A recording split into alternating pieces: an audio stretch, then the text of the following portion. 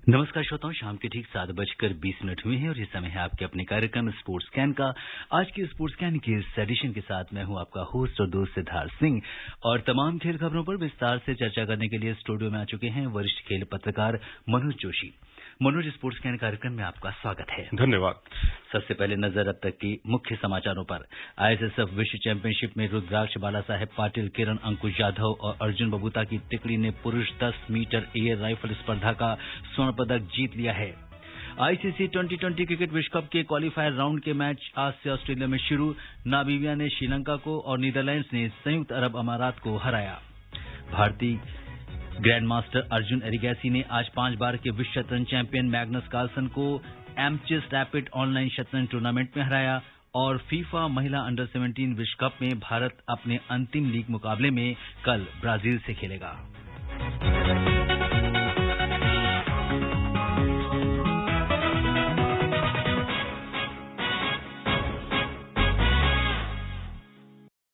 और सबसे पहले बात करते हैं वर्ल्ड कप की और 2020 क्रिकेट विश्व कप का आगाज क्वालिफायर राउंड के साथ आज से ऑस्ट्रेलिया के विक्टोरिया में जिलोंग के साइमंड्स स्टेडियम में हुआ।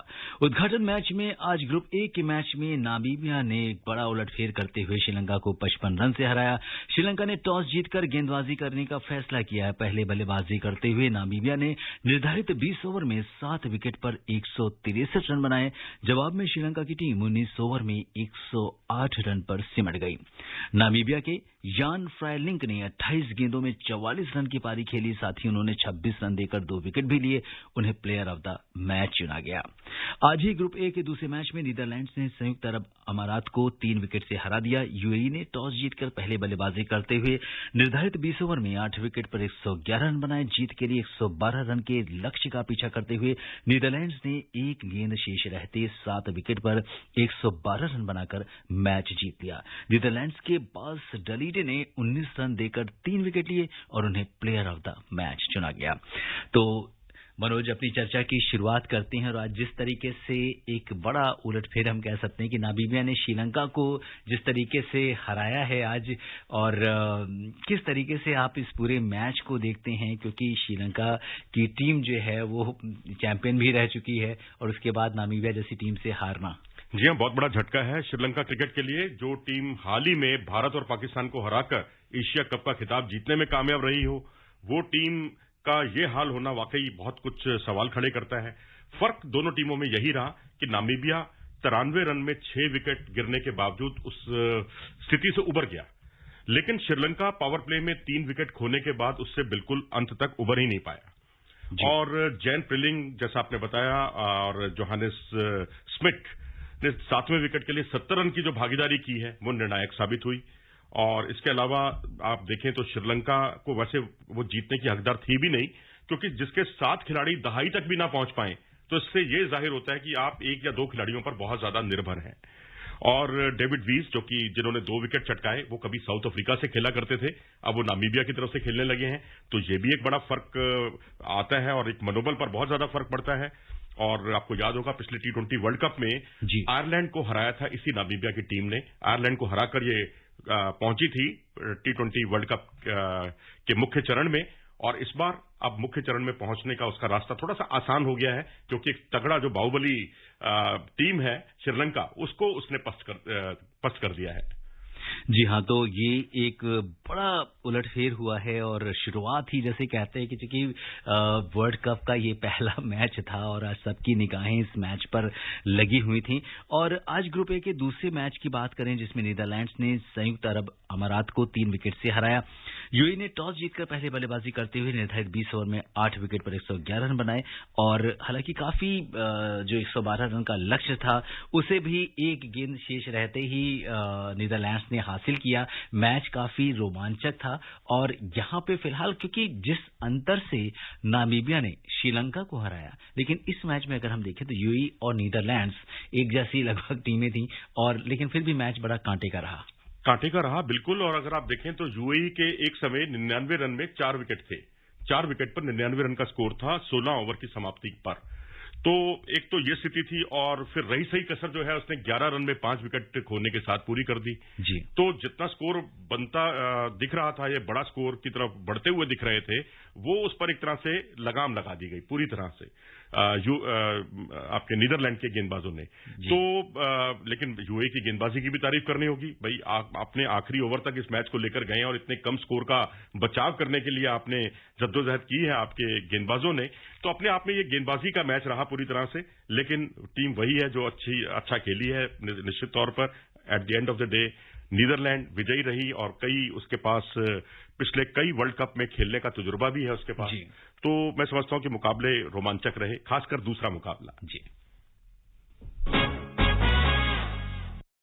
और अब जबकि विश्व कप की जो खुमारी है वो लोगों के ऊपर चढ़ रही है, आज पहला दिन था और 16 टीमें जो हैं वो अपना दमखम दिखा रही हैं। तो आइए ये विशेष रिपोर्ट सुनते हैं और जानते हैं कौन होगा खिताब का दावेदार।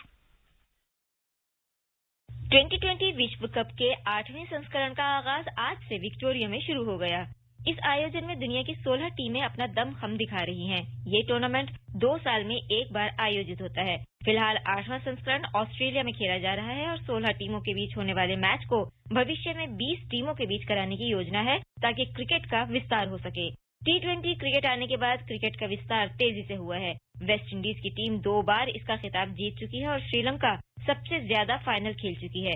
लेकिन इस बार ये दोनों ही टीम सुपर 12 में क्वालिफाई करने के लिए खेल रही हैं। इनमें ग्रुप 1 और ग्रुप 2 की टीमों के बीच मुकाबला होगा, जिसमें से 4 टीमें मुख्य मुकाबले के लिए क्वालिफाई करेंगी। ग्रुप ए में श्रीलंका, नीदरलैंड्स, नामीबिया और UAE हैं। वहीं ग्रुप बी में वेस्ट इंडीज, जिम्बाब्वे, आयरलैंड और स्कॉटलैंड हैं।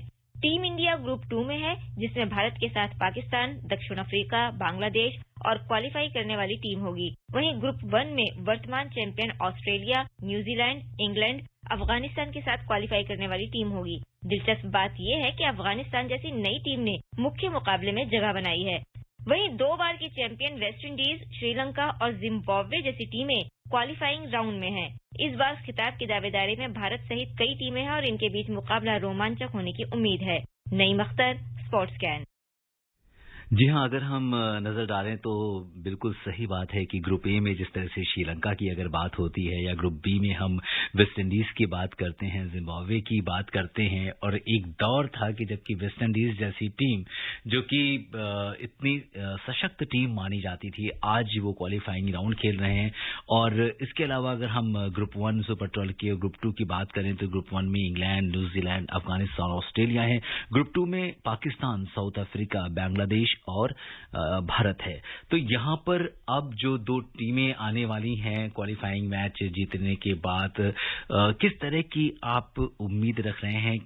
और स्पेशली अगर हम सुपर 12 का जो ग्रुप 2 है जिसमें भारत भी है, इसमें आपको क्या संभावनाएं दिखाई दे रही हैं? देखिए, ग्रुप ऑफ डेथ है ये। आपके पास साउथ अफ्रीका भी है जो हमें हरा के गई है, हमारे देश में हमें हरा के गई है। उसके अलावा पाकिस्तान है। हम लगातार बेशक कितना ही पुराना रिकॉर्ड हम दोहराते रहे कि हमने उसको हराया है, लेकिन पाकिस्तान ने पिछले मुकाबले में हमें हराया था, पिछले T20 वर्ल्ड कप में। उसके अलावा बांग्लादेश है जिसे हम अंडर एस्टिमेट बिल्कुल नहीं कर सकते।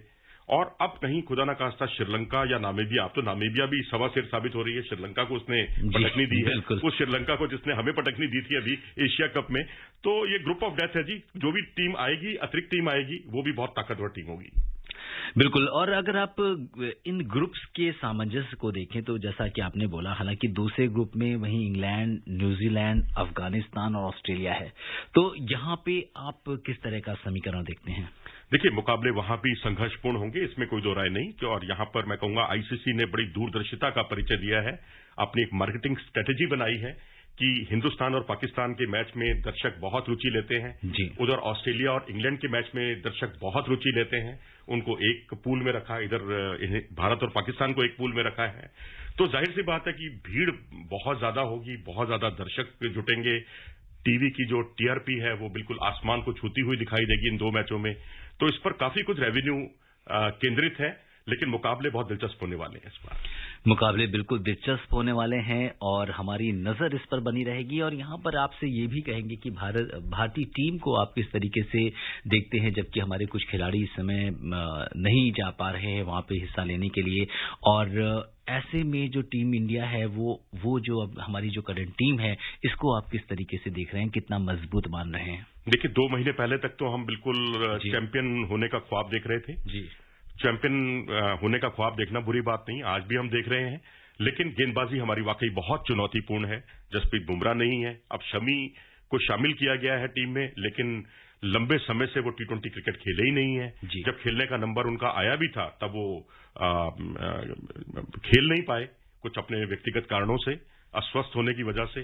तो अब मैं यही कहूंगा कुल मिलाकर कि गेंदबाजी ने अगर कहीं आपको लेट डाउन नहीं किया तो भारत का दावा मजबूत है। लेकिन ताली दोनों हाथों से बजती है, खाली बल्लेबाजी से काम चलने वाला नहीं है, आपको गेंदबाजी में भी सिद्धस्त होना होगा। खासकर ये देखते हुए कि पाकिस्तान, साउथ अफ्रीका, ऑस्ट्रेलिया, ये कुछ ऐसी टीमें हैं जिनकी ताकत उनकी गेंदबाजी है। बिल्कुल। और यहाँ पर जिस तरह से टीम इंडिया की स्थिति है और जो इस समय मौजूदा जो खिलाड़ी हैं उनको देखते हुए यही लगता है कि काफी रोमांचक मैच होने वाला है। और बाकी टीमें भी, क्योंकि अगर हम देखें तो इस समय बहुत सारे जो है श्रृंखलाएं चल रही थी, ट्राई सीरीज चल रही थी, बाइलैटरल सीरीज चल रही थी, क्योंकि सभी टीमों को एक बार वार्म अप होना था T20 वर्ल्ड कप के पहले। तो इस समय चाहे वो न्यूजीलैंड हो, चाहे वो इंग्लैंड हो, या हम भारत की बात करें, दक्षिण अफ्रीका की बात करें, पाकिस्तान की बात करें, तो सभी टीमें जो हैं कोई ना कोई इंटरनेशनल सीरीज खेलकर वापस आई हैं और यहां पर अपना दमखम दिखाने के लिए पूरी तरह से तैयार है। जी बिल्कुल, जिस तरह से इंग्लैंड ने ऑस्ट्रेलिया को हराया, पाकिस्तान ने ट्राई सीरीज जीती, श्रीलंका ने भारत और पाकिस्तान दोनों को शिकस्त देकर एशिया कप जीता, तो पूरे दुनिया भर में क्रिकेट चल रहा था और उस वक्त ऐसा लग रहा था कि बहुत कांटे के मुकाबले होने जा रहे हैं। कई पावर हिटर उभर कर सामने आए जिनके बारे में हमने इतना ज्यादा पहले देखा नहीं था। तो काफी कुछ बदलाव क्रिकेट के अंदर देखने को मिल रहे थे। मुझे लगता है कि अब T20 वर्ल्ड कप का वो समय आ गया है, वो बदलाव आपको दिखाई देंगे और खूब मजा आने वाला है, ऐसा मजा जो शायद पहले कभी आपको देखने को ना मिला हो।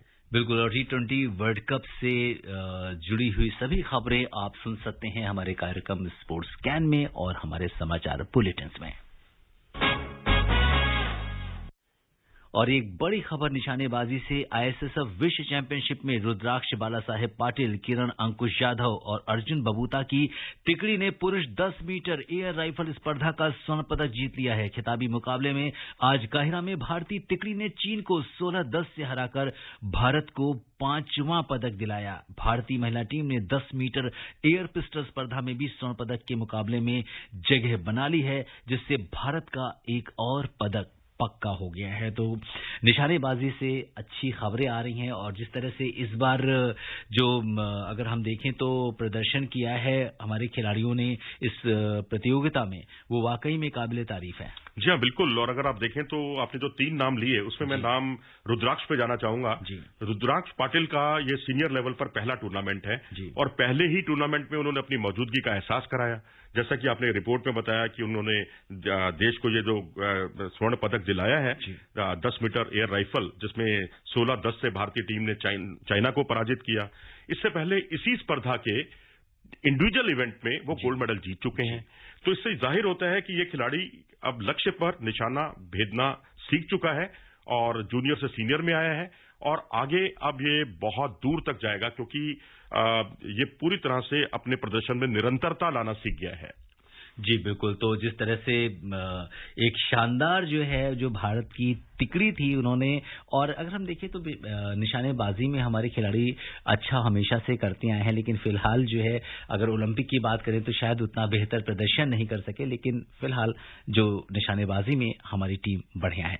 बिल्कुल बिल्कुल। और अब देखेंगे आप अगले ओलंपिक में अब शूटिंग होगा और शूटिंग के अंदर भारतीय चुनौती बहुत मजबूत होने वाली है। मल्टीपल स्पोर्ट्स है और भारत में जिस तरीके से एक एक्सपोजर दिया जाता है, अगर आप इसकी नेशनल चैंपियनशिप उठाकर देखेंगे तो नेशनल चैंपियनशिप का स्टैंडर्ड वर्ल्ड स्टैंडर्ड से कम नहीं है। नंबर ऑफ पार्टिसिपेशन बहुत ज्यादा होते हैं। बस 2 ही खेल हैं भारत में, एक बैडमिंटन और एक शूटिंग, जिसकी नेशनल चैंपियनशिप का स्टैंडर्ड वर्ल्ड स्टैंडर्ड से कम नहीं है।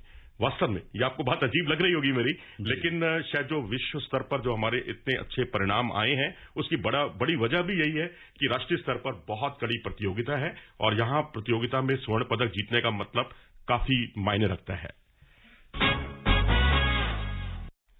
फीफा महिला अंडर 17 विश्व कप में भारत अपने अंतिम लीग मुकाबले में कल ब्राजील से खेलेगा। ये सुनते हैं एक रिपोर्ट। फीफा महिला अंडर 17 विश्व कप में भारत अपने अंतिम लीग मुकाबले में कल ब्राजील से खेलेगा। मैच रात 8 बजे से खेला जाएगा। ब्राजील ने अब तक 2 मुकाबले खेले हैं, जिनमें एक में उसे जीत मिली और एक मैच ड्रॉ रहा। 4 अंकों के साथ ब्राजील ग्रुप ए में अमेरिका के बाद दूसरे स्थान पर है। अमेरिका ने भी अब तक 1 जीत और 1 ड्रॉ के साथ 2 मैच खेले हैं और 4 अंक लेकर वो तालिका में शीर्ष पर है। ग्रुप बी में जर्मनी दोनों मैच जीतकर 6 अंक लेकर शीर्ष पर है। ग्रुप सी में कोलंबिया 2 मैचों में 1 जीत और 1 हार के साथ 3 अंक लेकर शीर्ष पर है। वहीं मैक्सिको दूसरे और स्पेन तीसरे स्थान पर है। ग्रुप डी में जापान ने अपने दोनों मैच जीते हैं और 6 अंक के साथ वो शीर्ष पर है। वहीं तंजानिया 1 जीत और 1 हार के साथ दूसरे स्थान पर है। इससे पहले मेजबान भारत को ग्रुप ए के अपने दूसरे मैच में मोरक्को से 0-3 से हार का सामना करना पड़ा। इसके साथ ही टीम फीफा महिला अंडर 17 विश्व कप के क्वार्टर फाइनल की दौड़ से बाहर हो गई। पहले मैच में भारत को अमेरिका से हार का सामना करना पड़ा था। Pushpalata Sharma, sports can. जी हाँ, अगर हम देखें तो मनोज, फीफा अंडर 17 विश्व कप में भारत की हालांकि मेजबानी तो है, लेकिन दावेदारी जो है वो अब नहीं है। लेकिन कल जो है ब्राजील के साथ जो मैच होने वाला है, इसे किस तरीके से देख रहे हैं? देखिए, 2 मैचों में 11 गोल खाए हैं भारत ने, अमेरिका और मोरक्को के खिलाफ। और अब ब्राजील की टीम है जो साउथ अमेरिकन अंडर 17 चैंपियनशिप की चैंपियन है और चौथी बार उसने ये खिताब पर कब्जा किया है। तो मैं तो यहाँ जीत हार के बारे में नहीं सोच रहा, मैं तो यही सोच रहा हूँ कि भारत अपनी मौजूदगी का एहसास कराए और कम से कम 1 गोल जरूर करे ताकि खाली हाथ ना लौटे इस टूर्नामेंट। बिल्कुल इम्पोर्टेंट ये है। और इस शायद जो अंडर 17 जो वर्ल्ड कप भारत में कराने के पीछे भी यही उद्देश्य रहा है कि खिलाड़ियों को ज्यादा से ज्यादा एक्सपोजर मिले और भारत में फुटबॉल कल्चर जो है वो दोबारा से पूरे देश में आए और हम इस फील्ड में और भी बेहतर कर सकें। जी हाँ, बिल्कुल। बॉयज में आपने देखा अंडर 17 का वर्ल्ड कप हमने कराया, वहां गोल भी भारतीय खिलाड़ी ने किया। और अब यहाँ नेहा, अंकिता, अनीता, रजिया, ये सब फॉरवर्ड खिलाड़ी जो हैं, इन पर नजरें टिकी हुई होंगी भारतीय टीम की। और खासकर जब पैचेस में आप अच्छा प्रदर्शन करते हैं और एक तरफ आप लगातार अच्छा प्रदर्शन करते हैं, दोनों में बहुत फर्क होता है। और यहाँ आपको लगातार अंत तक प्रदर्शन करना होगा, क्योंकि पिछले मैच में आपने सभी गोल दूसरे हाफ में खाए हैं। 19 वर्षीय भारतीय ग्रैंडमास्टर अर्जुन एरिगैसी ने आज 5 बार के विश्व शतरंज चैंपियन मैग्नस कार्लसन को एमचेस रैपिड ऑनलाइन शतरंज टूर्नामेंट के शुरुआती दौर में हरा दिया। नॉर्वे के कार्लसन पर एरिगैसी की ये पहली जीत है। एरिगैसी से पहले सितंबर में Julius Baer generation cup final में कार्लसन से हार गए थे। एरिगैसी भारत के विदित संतोष गुजराती से हारकर टूर्नामेंट में शुरुआत करने उतरे थे और फिलहाल 8 राउंड के बाद वो 5वें स्थान पर हैं। भारत के ही डी गुकेश शुरुआती दौर के दूसरे दिन 12 अंकों के साथ 6ठे स्थान पर है। और जब हम सुनते हैं कि अर्जुन एरिगैसी मात्र 19 साल के इंडियन ग्रैंड मास्टर हराते हैं मैग्नस कार्लसन जैसे बड़े खिलाड़ी को, क्या कहेंगे इस सफलता पर? बिल्कुल जी, रोंगटे खड़े हो जाते हैं सुनकर, बहुत अच्छा लगता है, सलाम करने का मन करता है। लेकिन मुझे और भी अच्छा लगेगा कि अगर वो अपने प्रदर्शन में निरंतरता लाएं, जैसा अभी आपने रिपोर्ट में ही बताया कि उससे पहले विदित संतोष गुजराती से हारे हैं। और यदि वो ना हारे होते, जीतते और उसके बाद वर्ल्ड चैंपियन को हराते तो स्थिति उनकी और भी अच्छी होती। जी बिल्कुल। और श्रोताओं, अब समय अनुमति दे रहा है कि हम कुछ और खेल खबरों पर चर्चा करें। मनोज, आप हमारे स्टूडियो में तमाम खेल खबरों पर विस्तार से चर्चा करने के लिए आपका बहुत बहुत धन्यवाद और आभार। धन्यवाद। श्रोताओं, स्पोर्ट्स कैन में आज के लिए बस इतना ही। अगर आप इस कार्यक्रम को दोबारा सुनना चाहते हैं तो लॉग ऑन कर सकते हैं हमारी वेबसाइट newzoneir.nhc.in पर। कल शाम 7:20 पर दोबारा मुलाकात के वादे के साथ इजाजत दीजिए। अपने होस्ट और दोस्त सिद्धार्थ सिंह को तब तक के लिए नमस्कार, शिवरात्रि।